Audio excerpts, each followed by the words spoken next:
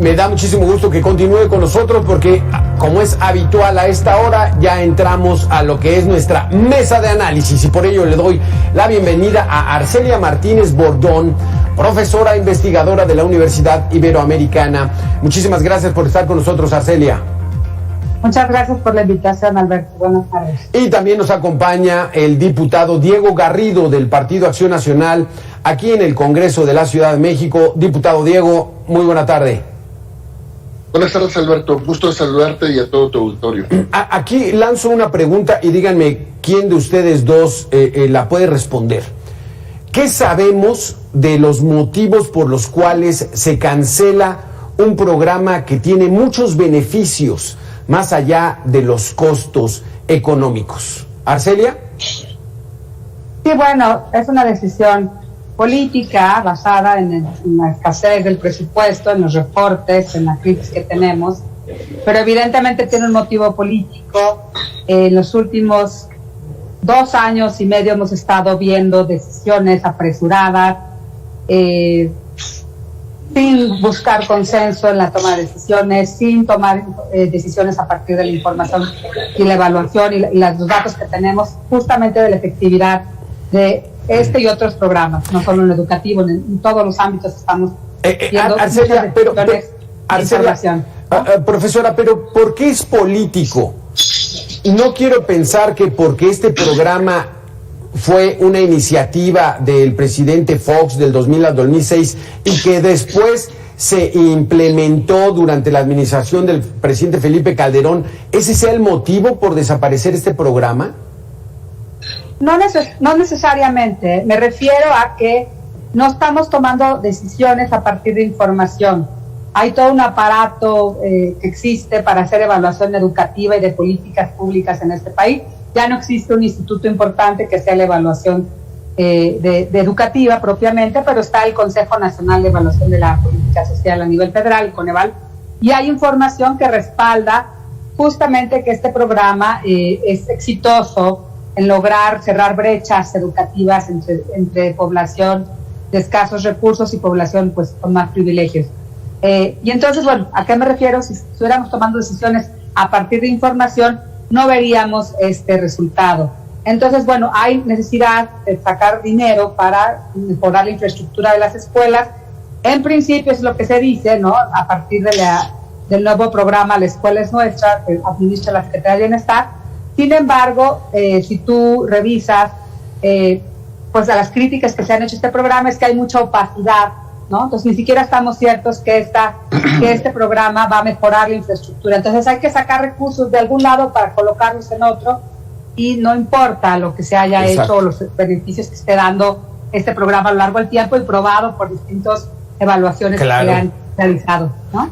Diego Garrido, ¿cuál es tu opinión con relación a esto? Coincido con la maestra Arcelia, por supuesto que desde la academia se ve de ese ángulo, nosotros también lo vemos desde ese ángulo. Es netamente una decisión política. Tiene un desmantelamiento en toda la política pública a favor de los niños, de las niñas y adolescentes con este gobierno de la 4T. Han quitado el programa de Niños Talento en la Ciudad de México, han quitado las asistencias infantiles que al menos en la Ciudad de México beneficiaban a 12,000 familias, están quitando las medicinas para los menores de edad. Por ejemplo, no quieren vacunar todavía a los niños y niñas de 5 años a 12 años o a 15 años. Entonces esto es un embate del gobierno en contra de la primera infancia, en contra de las niñas, niños y adolescentes, con este fin de quitar recursos públicos para distraerlos a fines político-electorales. Vemos cómo están destinando todo el recurso público para la promoción de la imagen del presidente y no para lo que verdaderamente importa, como es este programa tan noble, tan importante, en donde se beneficiaban 24,000, impactaba en 24,000 escuelas a nivel nacional, se beneficiaban 3.6 millones de niñas, niños y adolescentes, se daban alimentos al menos a 1.6 millones de niñas y niños en pobreza alimentaria. Es decir, este programa que ampliaba un horario escolar para que fuera de tiempo completo, el hecho de que lo esté cerrando el gobierno, no tiene ningún beneficio por donde lo quieran ver. Simple y sencillamente es un golpeteo más para los más pobres, para los que más lo necesitan, porque justamente estas escuelas beneficiaban, al menos el 70% de ellas eran escuelas rurales, y al menos el 55% de los menores que estaban dentro de estas escuelas de tiempo completo eran menores abajo de la línea de pobreza. Esto significa que es un embate del gobierno en contra de los que más necesitan el apoyo subsidiario. Tal pareciera que es un combate a que las nuevas generaciones estén mejor informadas. Profesora Arcelia Martínez, el siglo pasado, hablo de los años 90 para atrás, los niños de la escuela pública entraban a las 8 y salían a las 12:30, con media hora de recreo.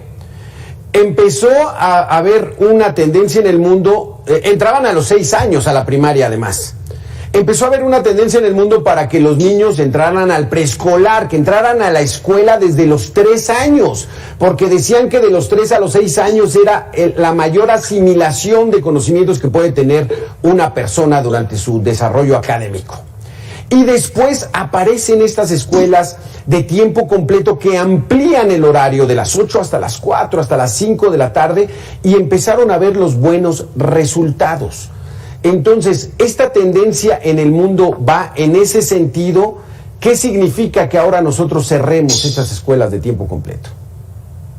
Pues es muy preocupante, Alberto. Ciertamente, se hace obligatorio el ciclo preescolar a partir de 2002-2003. Este es un cambio importante en el marco legal, ¿no? Y en 2007-2008 es cuando entra el programa Escuelas de Tiempo Completo, que cabe decir atiende a las escuelas de educación básica, sobre todo primarias y algunas telesecundarias también, ¿no? En los lugares que ya mencionaba el diputado, con más carencias y más marginación. Por supuesto que hubo escuelas que fueron beneficiadas y no estaban necesariamente en los municipios o las localidades de más alta marginación. Entonces, lo que podrías hacer es ajustar, ¿no? Y focalizar los recursos para llegar a aquellas escuelas que más lo necesitan. Pero bueno, hasta donde tenemos cifras, estaban atendiendo al 70% de la población rural e indígena. Entonces, sí estaba con áreas de oportunidad, pero lo que estamos teniendo ahorita es un desmantelamiento de programas importantes, ¿no? Y creo que la parte política que mencionaba hace rato es retomar un poquito esta idea, que se está, por ejemplo, parte importante de las políticas de este sexenio es dar becas universales. Y eso es un error, ¿no? Porque cuando tienes becas universales, justo no estás focalizando a quienes más lo necesitan, estás haciendo un dispendio de recursos. Y eso es una cosa políticamente rentable, ¿no? Dar becas a estudiantes, ¿no? Y en este caso, dar los recursos directos a las familias, ¿no? O esa es la idea, ¿no? Pero sí tienes elementos de mucha opacidad porque no hay forma de vigilar en qué se está gastando el recurso. Ya han salido algunas notas periodísticas que indican que hay desvío de recursos en el programa La Escuela es Nuestra, que es donde ahora se sume el presupuesto de escuelas de tiempo completo. Pues creo que vamos varios pasitos para atrás justamente con este tipo de decisiones, porque sí es necesario apoyar a los niños a cerrar las brechas. En este país es un país de enormes desigualdades educativas, y mientras no tengas apoyos enfocados justamente a la atención de las poblaciones más vulnerables, pues vas a seguir teniendo brechas enormes. Son programas populares, populistas, por ejemplo, me refiero por ejemplo a la escuela es nuestra, o las becas universales, pero no estás teniendo resultados, no estás pensando en las generaciones futuras, estás pensando en el corto plazo. Claro. Y eso sí me parece muy grave, ¿no? Porque de acuerdo a la OCDE, México es el último lugar de nivel educativo en matemáticas y comprensión de lectura. Estos programas de escuelas de tiempo completo, pues bueno, le dan más herramientas a los niños para que estén cada vez más preparados. Pero entonces, ¿no nos importa ese rezago que tenemos con relación al mundo, diputado Diego Garrido? Es gravísimo el rezago en el que nos encontramos. De por sí la pandemia vino a poner en un contexto desfavorable a las nuevas generaciones. Ahora que pueden tomar clases presenciales, pues nos están cerrando las escuelas. Es lamentable, y por eso digo que la niñez está en riesgo. En riesgo porque existe un principio que es el interés superior de la niñez, un principio constitucional que el Estado está obligado a respetar y a cumplir, y está haciendo este gobierno de la 4T todo lo contrario.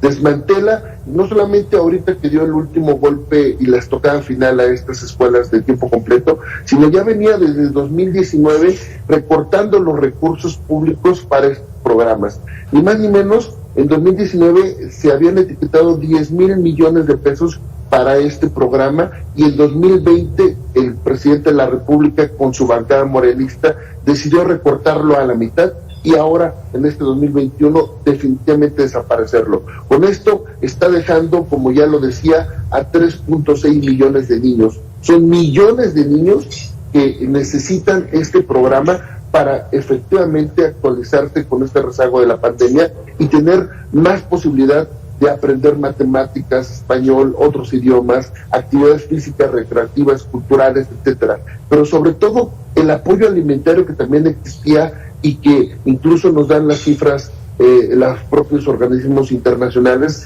que 11% de estos 3.6 millones de niños que recibían alimentos era quizá el único alimento que recibían en todo el día, y era gracias a programas como este.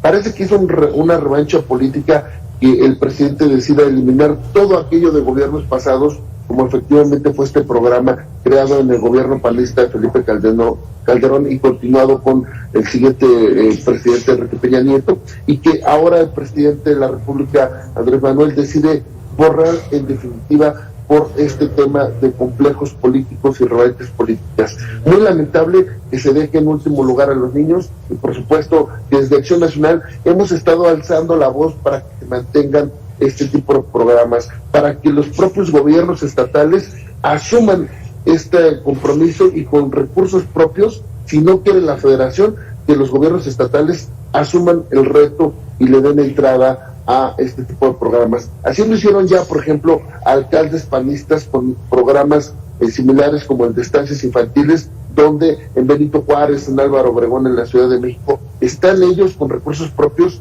adoptando los programas de estancias infantiles, y pues lo mismo tendrán que hacer los gobiernos estatales para este tipo de programas en beneficio de la niñez. No podemos estar nosotros con los brazos cruzados ante la infamia que están cometiendo para toda una nueva generación de millones de niñas.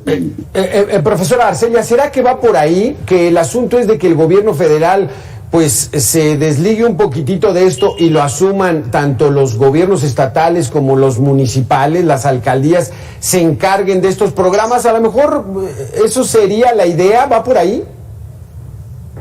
Pues no estoy segura. Yo más bien creería que la educación no ha sido una prioridad de este gobierno, ¿no? No lo fue en el periodo más agudo de la pandemia, con el apoyo a los profesores y esta estrategia de Aprende en Casa, que fue claramente muy limitada. No lo fue en la dotación de laptops y recursos tecnológicos para las comunidades. No lo ha sido, no lo ha sido. Y más bien, bueno, creo que se necesitan recursos para pagar otros programas que sí son rentables políticamente, y se deja de lado este programa que estaba dando buenos resultados, que sin duda tenía áreas de oportunidad, pero que valía la pena continuar. Hablemos de esas áreas de oportunidad. ¿No? Estas áreas de oportunidad son algunas deficiencias. O sea, vamos a tratar de encontrarle la justificación de por qué cierran estos programas. Ya sabemos que tienen muchas bondades, pero bueno, digamos, ¿cuáles eran los errores que pudieron haber motivado el cancelar un programa que para todos era exitoso? Perdón, no escuché. Nosotros, las áreas de oportunidad, perdón, le pregunta al diputado, ¿verdad? A alguno de los dos, diputado Diego Garrido. Nosotros no vemos errores, no hay ningún error en que se le quiera dar clases, en que se quiera dar enseñanza a los menores, sea por 4, 5, 6 o más horas. No vemos ningún error en que se le dé un alimento básico a los niños. No vemos ningún error en que este programa significaba también un apoyo para las madres trabajadoras, y que ahora, al no tener este horario ampliado, pues tendrán que dejar de trabajar porque tienen que estar atendiendo a sus hijos. Esto también no solamente significa una ayuda para los menores, para estos 3.6 millones de niñas y niños en todo el país, pero también para millones de madres de familia y de padres de familia, claro, que podrían dejar a sus hijos estudiando, haciendo algo de bien, haciendo deporte, generando cultura, arte, y no estar en la calle y con malos hábitos. Era algo tan vital, tan importante, que lamentamos, por supuesto, y no hay justificación alguna el que lo hayan cerrado. Y por eso quieren los recursos públicos a su disposición. Quieren quitar estos programas para el gobierno de la 4T, tener el recurso público y repartirlo vía tarjetas o en efectivo. Ahí está el ejemplo de la tarjeta Claudia, en donde el gobierno de la Ciudad de México, de manera clientelar, quiere estar repartiendo dinero a los padres de familia, quitando este tipo de programas, por ejemplo, o las estancias infantiles y muchos otros más, como el de Niños Talentos que también mencionaba. ¿Por qué? Porque quieren hacer una clientela política y que la gente esté supeditada a que le llegue su apoyo mensual a cada uno de los padres de familia. Lamentable que utilicen un tema de educación y un tema de niños vital para el país y para el futuro de nuestra nación con fines político-electorales. Lo que están haciendo es desesperado. Como perdieron la ciudad en 2021 por más de 200,000 votos frente al bloque de la oposición, es por eso que están desesperados y están haciendo esto en toda la República. Diputado, es que ese planteamiento y ese argumento que manejas es hasta perverso. O sea, profesora Arcelia, podríamos pensar que no le conviene a alguien que nuestras generaciones estén cada vez mejor informadas, tengan mejor conocimiento, sean gente pensante que puede exigir un mejor México. Sin duda es perverso y sin duda la educación ha sido una prioridad en este gobierno.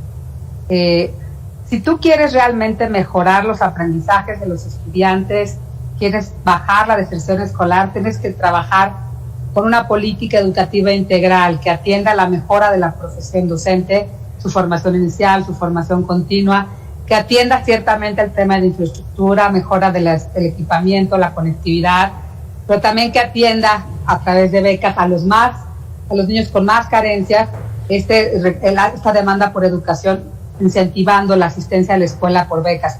Pero no todo pueden ser becas. La investigación educativa tiene muchos recursos que nos dan cuenta de que necesitamos invertir simultáneamente en distintos ejes de política. Y claramente cuando se toman decisiones de este tipo, lo que vemos es, no importa la evidencia, no importa la información, no importan años de investigación y de evaluación educativa que teníamos en el país para informar mejor la toma de decisiones. Hoy eso no importa, ¿no? Entonces estamos en un mundo en donde hay mucha política y poca ciencia, y hay mucha política y poca evidencia, ¿no? Entonces, sí es perverso. Si lo ves en el mediano largo plazo, pues quienes pagan son los niños y las niñas de este país, ¿no?